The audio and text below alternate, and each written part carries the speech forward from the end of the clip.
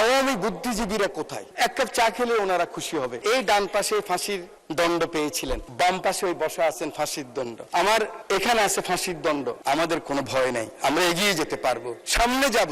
এইদিকেও সবর আছে, এইদিকেও প্রশংসা আছে। এই জন্য দুই দিককে আমি ধন্যবাদ জানাই, অভিনন্দন জানাই। জনাব এবিএম আশরাফ উদ্দিন নিজান, আপনার সময় 10 মিনিট। আউযু বিল্লাহি মিনাশ শাইতানির রাজিম, বিসমিল্লাহির রহমানির রহিম। মাননীয় স্পিকার, আপনাকে ধন্যবাদ।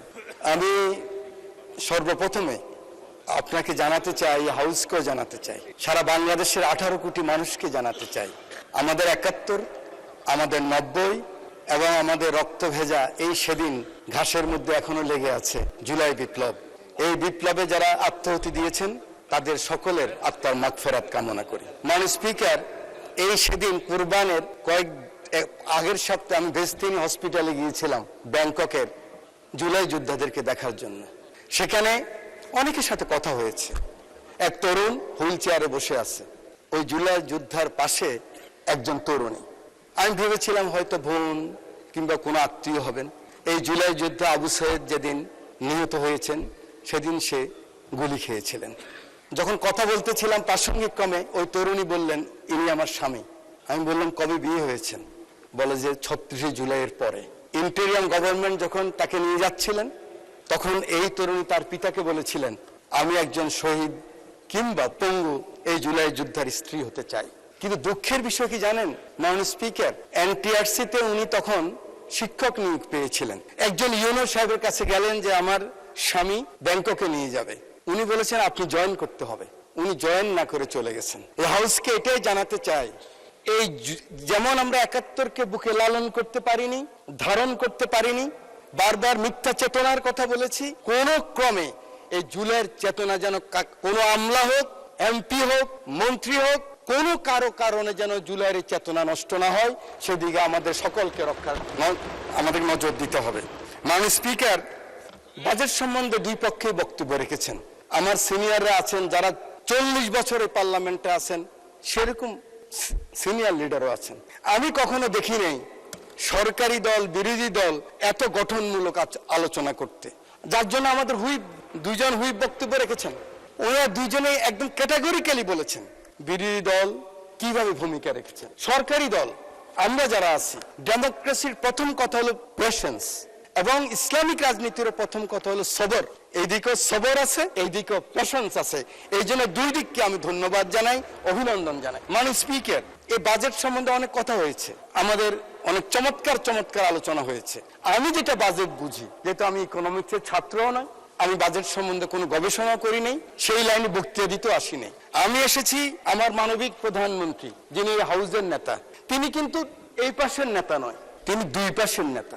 বিরোধী দলের নেতা, তিনি এই পাশের নেতা। এই চেয়ারকে ঘুরিয়ে যখন হাউস অব দ্য লিডার বলে, লিডার অব দ্য হাউস বলেন, এই চেয়ারের উত্তাপ আমি বুঝি।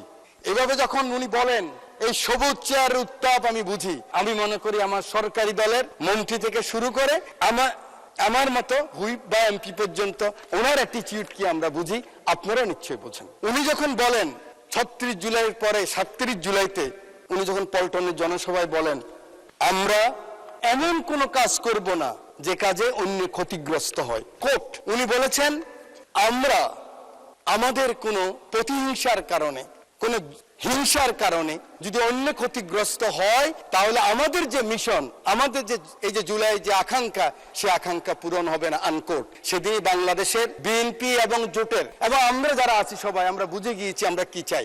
মাত্র 30% টাকায় জমির মালিক হয়ে নতুন বাংলাদেশের গড়ে তোলার স্বপ্ন দেখা বাংলা বসতি। এই পার্লামেন্টে এই চেয়ারে বসে তোফায়েল আহমদ সাহেব মরহুম উনি বলেছিলেন, বিএনপি জামাত যদি কোনো কারণে আল্লাহ না করুক ক্ষমতায় আসে, সাথে সাথে 500,000,000 পিপল খুন হয়ে যাবে। আপনারা জানেন আমাদের এই দল এই পাশ বা এই পাশের কারো নেতৃত্বে আওয়ামী লীগের ফ্যাসিস্টদের কেউ হত্যা হয় নাই, খুন হয় নাই। মাননীয় স্পিকার, আমাদের ভাগ্য আমরা একজন মানবিক লিডার অব দ্য হাউস পেয়েছি। আমাদের ভাগ্য আমরা একজন এরকম ধৈর্যবান সুন্দর কথা বলার বিরোধী দল নেতা পেয়েছি। আমরা আরো বেশি ভাগ্যবান, আমরা একজন ডেমোক্রেট লিবারেল ফাইন্যান্স মিনিস্টার পেয়েছি। ভয় কি আমাদের? আমাদের কোনো ভয় নেই, আমরা এগিয়ে যেতে পারবো, সামনে যাব।